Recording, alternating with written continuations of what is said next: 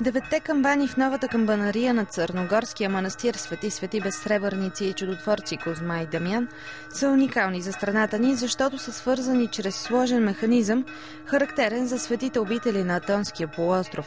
За биенето им се изискват специални умения и много тренировки.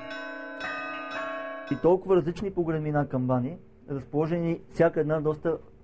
Едни са по-близо до механизма, други по-далече. Това иска голям майсторок на баланса на противотежестите да го направиш и все още сме в процес, нали, на доизкусоляване, както се казва.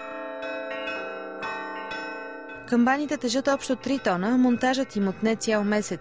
Изграждането на новата камбанария на манастира е част от възстановителния план на Светата обител. Разбира се, много по-лесно беше 4 или 5 камбани с един електронен механизъм, който дава много по-разнообразни мелодии, но мога да ви кажа, че звучението е съвсем едно, когато е на удара на този механичния чук, съвсем друго е, когато жив човек го бие, има импровизация. Манастирът край село Гигинци съществува още от 11 век, но запада след освобождението. След края на Втората световна война тук са арестувани и разстрелвани приближените до царя офицери и политици. След това мястото е превърнато в пионерски лагер, а накрая и в обор. Преди няколко години игуменът Евгений и монасите от манастира започват да събират средства за възстановяването му.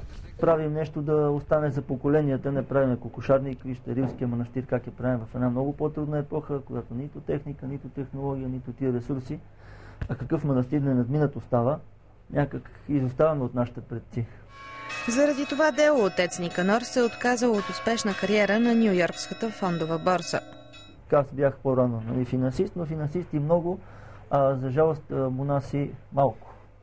Тук това поприще е по-превъзходно и трябва да му бъде отдадено предпочитание и във време, когато умираме и даваме отчет за всичките си дела и получаваме съобразно делата си.